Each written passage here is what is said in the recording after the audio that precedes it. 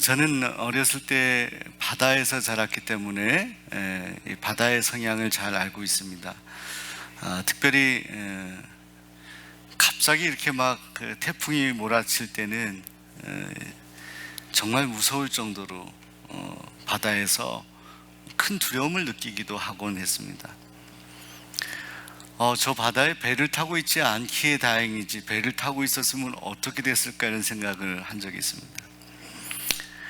여러분, 예수님께서도 예수님의 제자들을 만나셔서 사역을 하실 때 특별히 예수님의 제자들 가운데 이 갈릴리 바닷가, 이 갈릴리 바다라고 표현하기도 하지만 이게 갇혀진 호수입니다. 굉장히 넓은 호수죠. 거기 어부들을 불러서 제자로 삼으셨는데 특별히 이 이동수단으로 배를 이용하실 때가 종종 있었습니다. 오늘 말씀에 보면 예수님께서 제자들과 함께 배를 타고 가는데 갑자기 큰 광풍이 일어서 놀이 일어나니까 배가 막 이렇게 흔들리고 배에 물이 들어오기 시작하였습니다.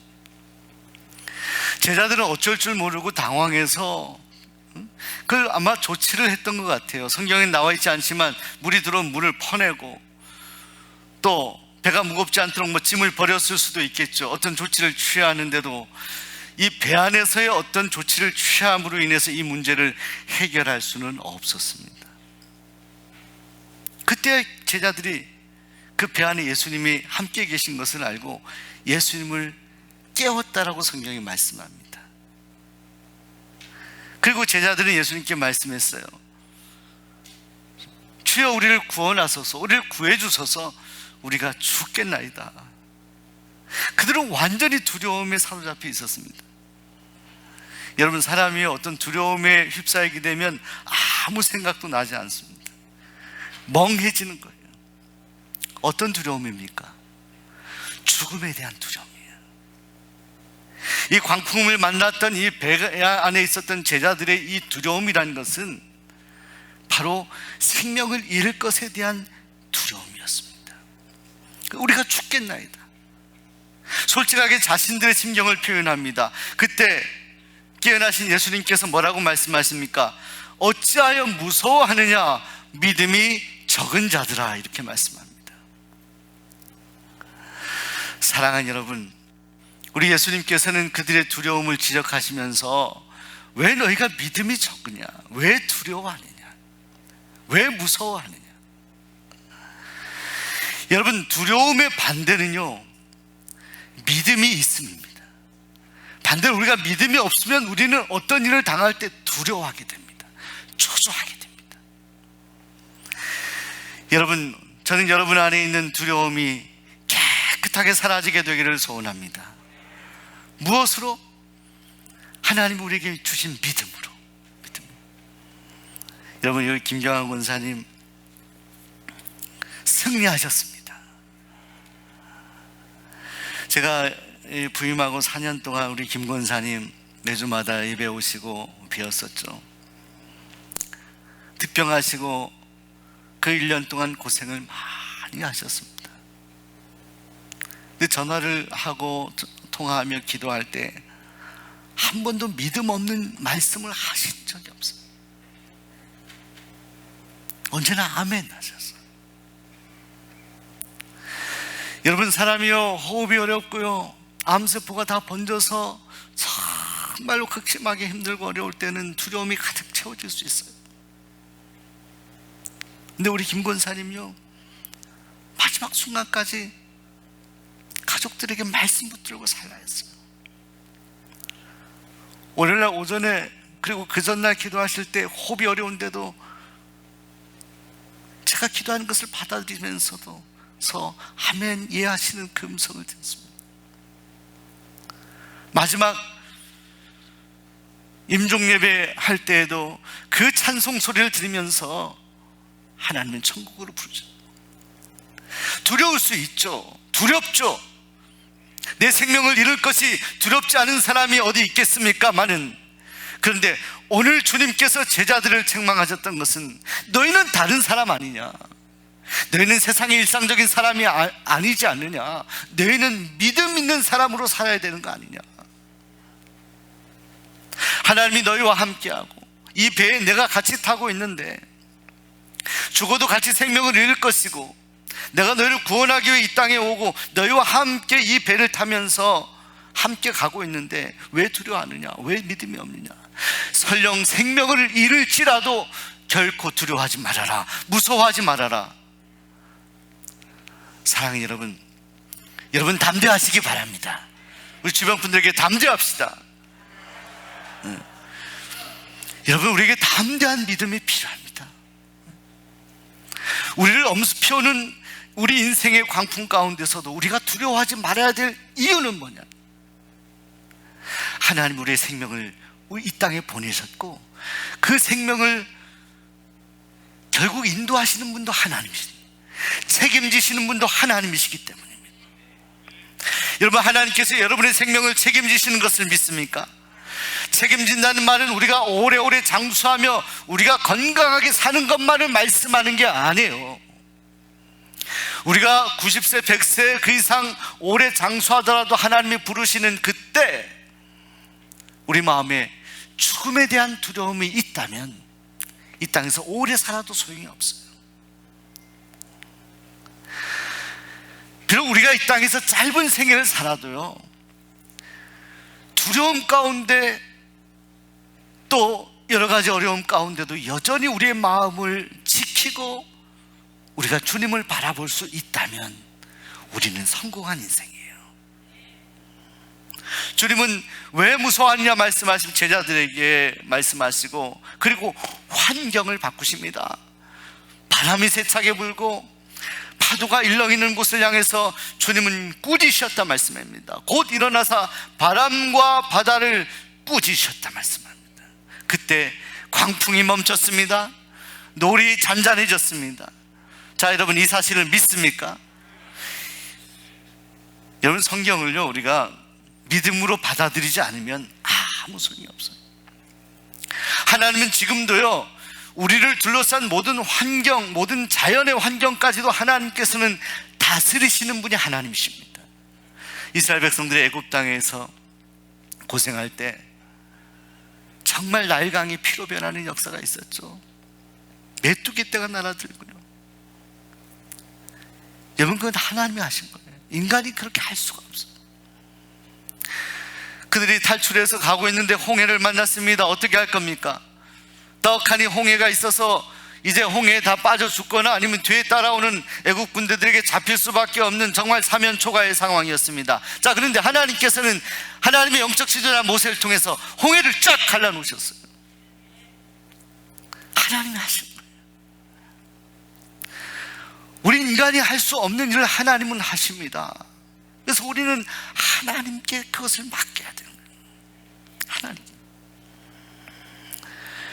여러분, 우리 인생도 때로는 갈릴리 바다와 같아서 평상시 잠잠하다가 갑자기 세찬 바람이 불 때가 있습니다. 갈릴리 바다가 그랬어요. 평상시 괜찮다가 예측할 수 없을 정도로 어느 순간 갑자기 바람이 몰아치거나 갑자기 이상기후가 생겨서 당혹스러운 일을 경험하기도 합니다. 마찬가지입니다.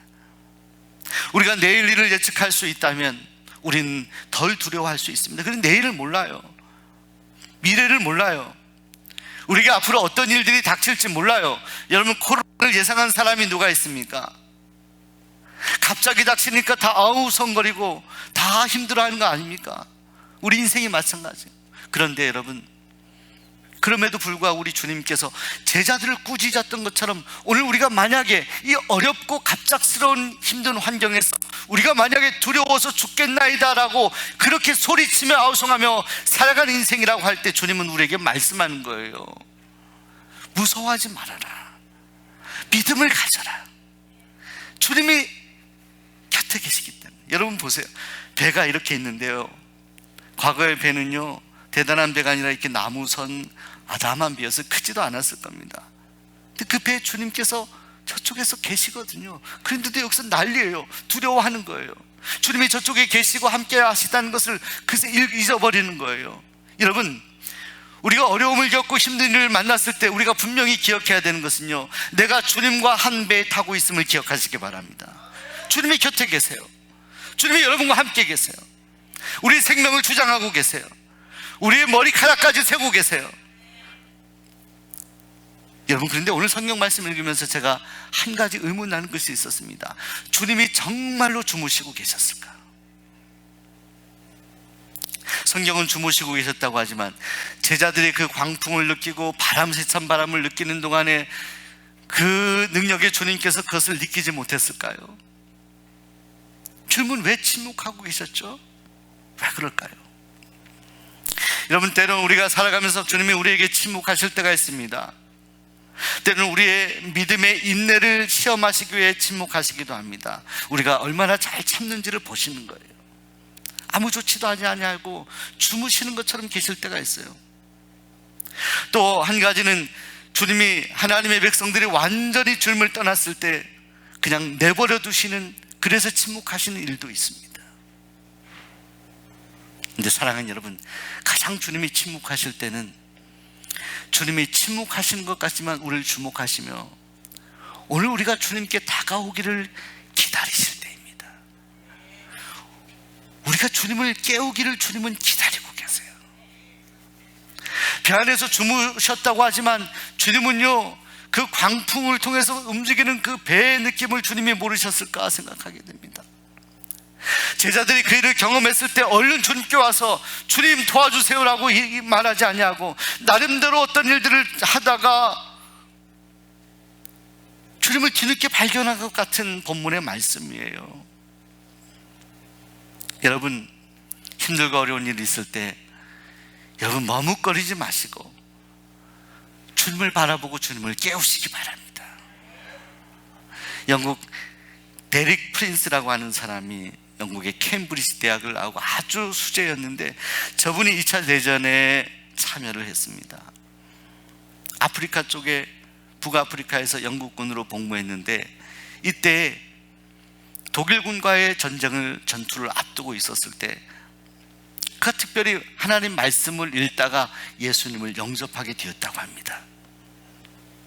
계속해서 독일군에게 힘들어하는 영국군의 모습을 보면서 반드시 이제 다가오는 전투에 승리해야 된다는 마음을 갖게 되는데 그때 믿음을 주시고 그 데릭 프린스라는 사람 마음속에 수요일마다 금식하며 기도하려고 하는 마음을 주셨다고 해요. 하나님께 그렇게 신실하게 기도하게 됩니다. 데릭 프린스는 매주 수요일마다 금식하며 하나님 앞에 기도하며 이제 다가올 엘 알라마인 전투라고 아주 유명한 전투인데 이 전투에서 승리하도록 기도하게 됩니다. 하나님, 패배의식에 사로잡힌 영국군을 새롭게 하는 새 지휘관을 보내달라고 하나님 앞에 기도하게 됩니다. 그때 하나님께서 보내신 장군이 바로 몽고메리 장군이었습니다. 그가 사령관으로 취임하게 되는데 이 사람은 믿음의 사람이었어요. 기도의 사람이었어요. 그가 취임하여서 이 엘 알라메인 전투 바로 전날 이 몽고메리 장군은 사병들을 모아놓고 이렇게 말했다고 합니다. 우리 모두 전쟁에 능하신 하나님께 승리를 주시도록 함께 기도합시다. 하나님께서 우리에게 승리를 주시도록 함께 기도합시다. 하나님을 신뢰합시다. 사령관이 기도할 때 이 군인들이 불붙듯 하나님 앞에 기도했다고 합니다.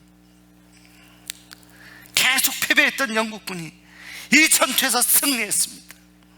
그리고 2차 대전의 흐름을 완전히 바꿔놓았다고 합니다. 사랑하는 여러분, 오늘 우리가 살아가는 것은 그저 평범한 삶 같지만 우리는 일종의 새로운 영적 전투, 영적 전쟁에서 우리가 싸우고 있는 것입니다. 이 전투에서 우리에게 필요한 것은 무엇입니까? 이 광풍 가운데 우리 삶의 어렵고 힘든 삶의 고난과 광풍 같은 고통 가운데 우리가 선택해야 될 일은 무엇입니까? 우리 주님을 깨우는 일입니다. 주님 도와주세요.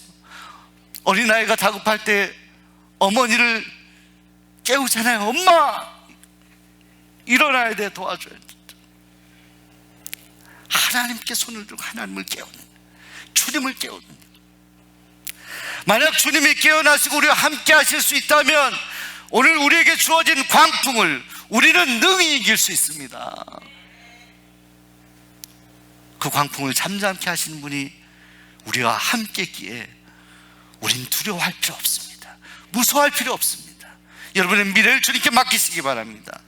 여러분 삶의 광풍을 주님께 맡기시기 바랍니다. 선포하시기 바랍니다. 선언하시기 바랍니다. 나는 하나님이 함께 하신다라고 선포하시기 바랍니다.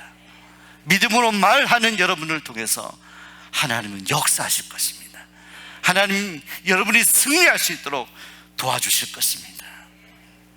이 전쟁에 승리하고 데릭 프린스 사병으로 참여한 그에게 하나님 마음에 감동을 주셨습니다. 이 승리가 너의 기도에 대한 나의 응답이었다. 한 병사의 기도로부터 시작했던 이 일이 영국군 전체의 승리가 되었던 것처럼 오늘 여러분이 정말 믿음의 마중물을 하나님 앞에 드려서 여러분 가정과 이 교회와 이 민족이 새롭게 일어나서 승리하는 하나님의 소중한 제자, 하나님의 축복의 자녀 되시기를 소원하고 축복합니다. 기도하겠습니다. 하나님 아버지,